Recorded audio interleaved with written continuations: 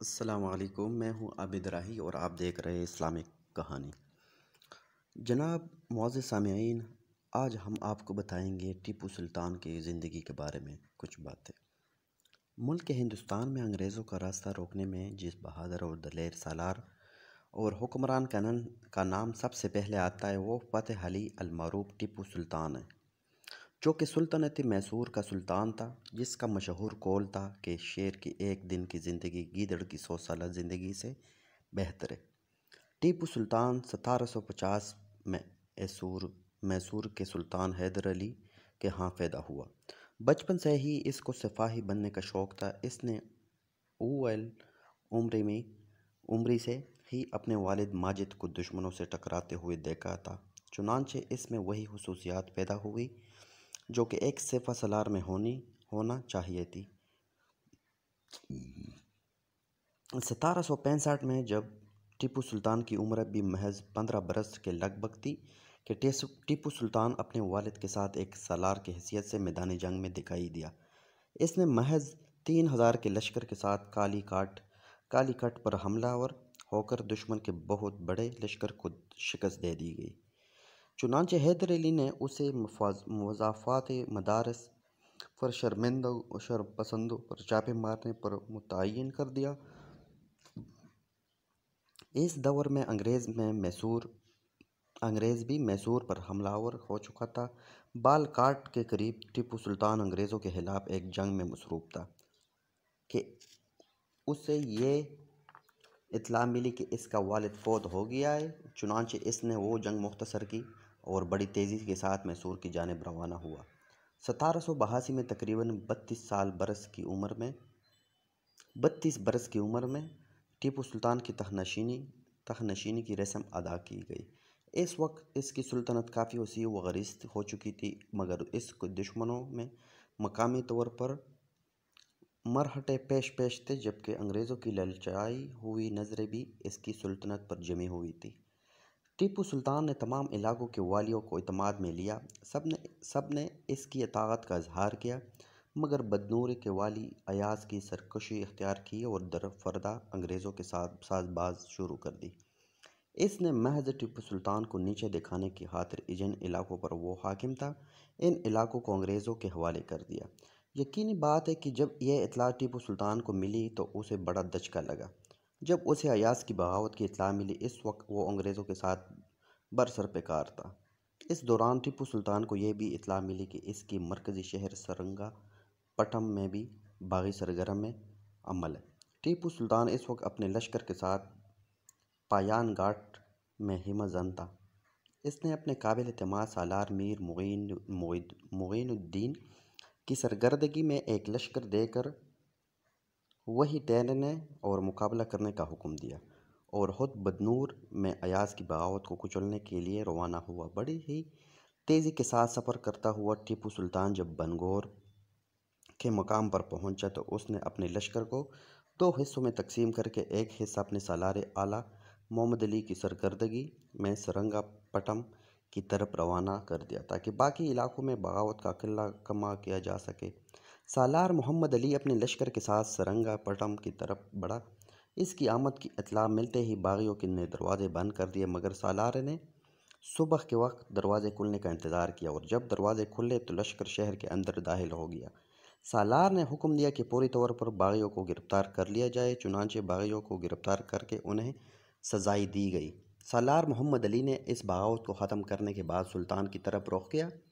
سلطان اس وقت سیورم گھاٹ کے مقام پر پڑاؤ ڈالے ہوئے تھے، چنانچہ سالار محمد علی وہیں اپنے لشکر سمیت چلا گیا۔ سالار محمد علی کو سرنگا پٹم کی طرف روانہ کر کے خود ٹیپو سلطان نے بدنور کی طرف رخ کیا، جہاں اس کے مقرر کردہ والی ایاز خان نے بغاوت کر دی تھی اور انگریزوں کے ساتھ ساز باز کر رہا تھا۔ بدنور کا قلعہ بہت مضبوط و مستحکم تھا اور بہت ہی عقیب اہمیت کا حامل تھا۔ ایاز خان کی حمایت میں انگریز لشکر بھی پہنچ جاتا۔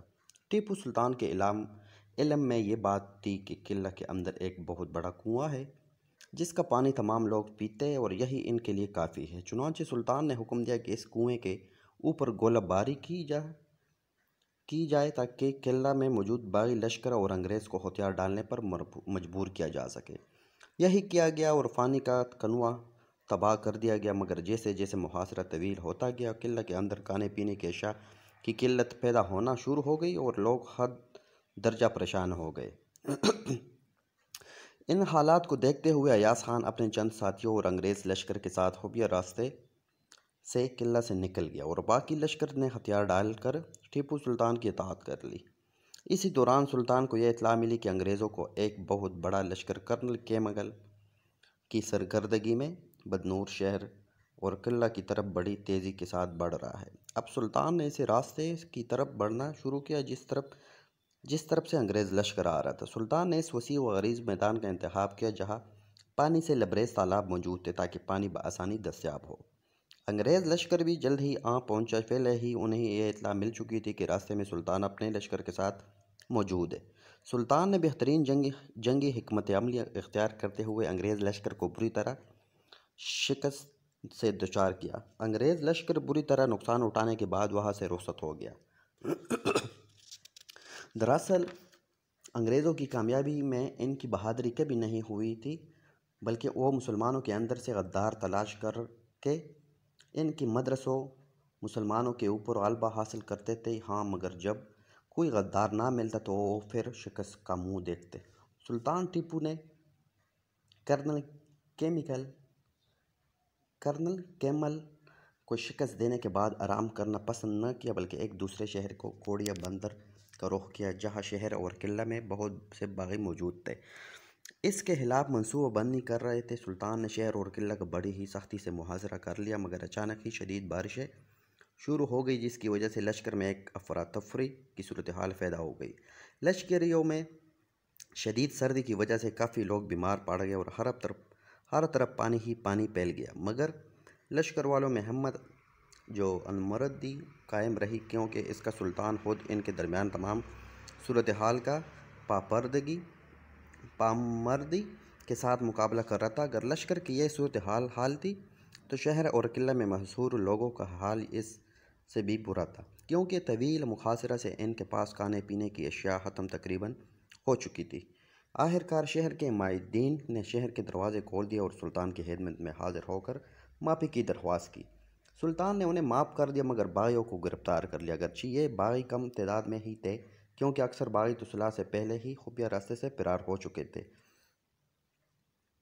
جن دنوں میں سلطان بدنور میں اٹھنے والی بغاوت کو فرد کرنے میں مصروف تھا، تو اس کو مصروف دیکھتے ہوئے ایک مرتبہ پھر اسے انگریز حرکت میں آئے، کیونکہ وہ جانتے تھے کہ جس قدر زیادہ وہ شہر و قلعہ فتح کریں گے، اس قدر ان کے ہاتھ میں مال و دولت اور خزانہ آئے گا۔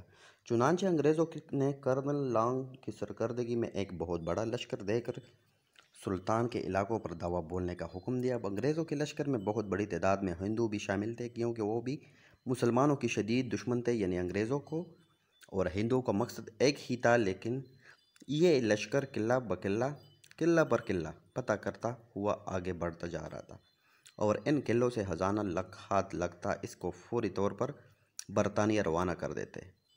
چند قلعوں کو فتح کرنے کے بعد اب کرنل لانگ نے سلطان کے ایک مضبوط قلعہ ارد کرچی کا محاصرہ کر لیا۔ اس دوران سلطان کا بھیجا ہوا سالار بدر الزمان بھی قلعہ کے قریب و جوار میں پہنچ گیا۔